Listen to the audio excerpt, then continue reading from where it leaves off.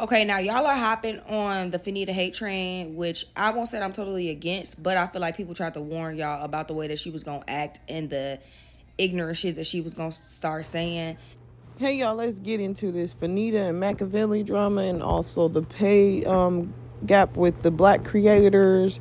Make sure you like and comment down below. What's your thoughts on the Fannita and Macavelli situation? I really don't know too much of the girls. I know they both annoying when they come across my timeline, but we gonna jump into it.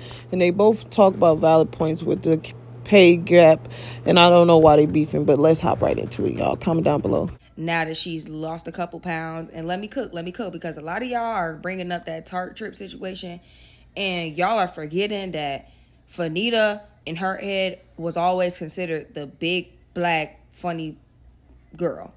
So the fact that she was even to get that opportunity in general, she felt like it was great, and that it was a step towards, more confidence, or more viewership or whatever. Saw that as an opportunity for her.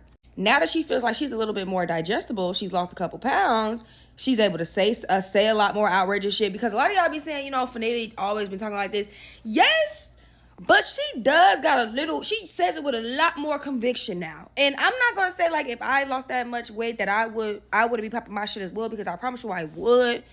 But now she feels like, now I'm more digestible. Now I understand why you shouldn't accept scraps. And now I understand that, like, oh, I don't have to be this token person to get what I want. Because I feel like she felt like she had to do that because she was bigger. Now that she's smaller, she no longer has to do that. What I've read and what I've gathered, they said that Fannita's the Tiffany Haddish of content creators. I don't know that to be true. That's what I read. That's now, the first video I seen was a Dang. Dang was coming in fast on the side view mirrors, peeking in from the side view, and she was saying, well, bitch, y'all can't be mad, Fannita and other influencers, because y'all chose to accept scraps at Master's table. Y'all chose to accept the bottom of the barrel because y'all was just so happy to have a seat at the table. Now that it's affecting y'all, now that y'all want to talk about it. Now, some people were saying, well, bitch, shouldn't she bring light to the issue of pay discrepancies?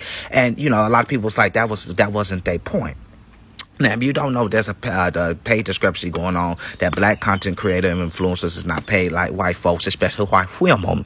Okay. Now, they said that Fannita always been a token black girl, and that and they said she was saying that she couldn't say certain things when she was a big girl. Now she little needle, and now, she could say the things that she want to say or whatever. Now, I was talking about, they didn't forget that she took, some trip back in Miami with Tart. I thought they was talking about on top of Cherry, bitch.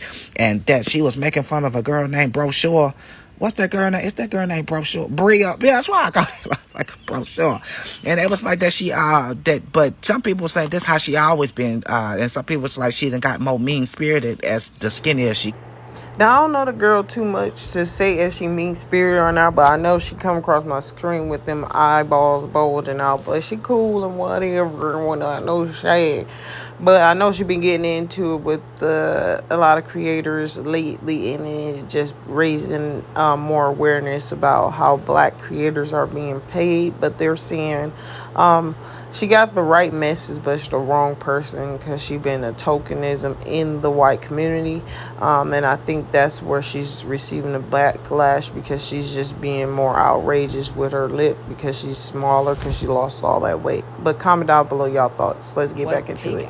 These are things that Jackie would talk about all the time. One of the things I distinctly remember her talking about was how she deals with brand trips. Because I don't know if you remember when Benefit was doing brand trips. The Benefit brand trip with like Patrick Starr and all of them, when all of them were there. And at the time, Jackie was like a representative for the black community, which now she talks about how she really hated. But she got a lot of things done. She was a full-on activist, full-on advocate for the black community in beauty. And people will always be like, well, why is Jackie not on these trips? Like, she would go to very few. She would not be at all of them. She would be at very few of them. And one of the things that she would talk about is she's a who's all going to be there type of person. She was never going to be the token black girl. She was never going to be the, oh yeah, only you can come. You can be the exception. Because how could you possibly expect her to promote your brand on this brand trip when you don't even carry shades for her audience?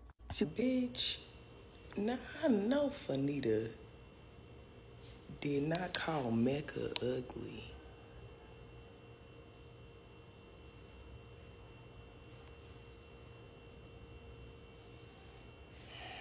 I'm so confused. Why is Fannita trying to argue with Mecca? What the hell Mecca did? What did Mecca say? don't get it. In the comments like, headshot, I'm waiting on Mecca to say something. For what? What did she say? And I honestly didn't like how she came at Alex Earl.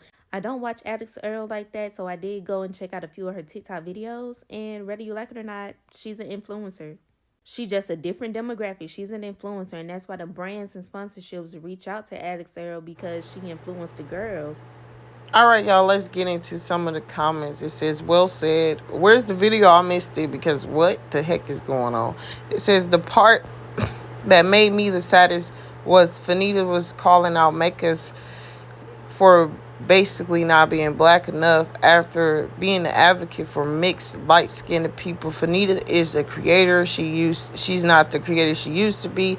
At this point, it looks like Fannita is jealous and a bully, and it's sad. Comparison is the thief of all joy, and hope she realized that her success isn't stopping anyone. No one wants to see her lose.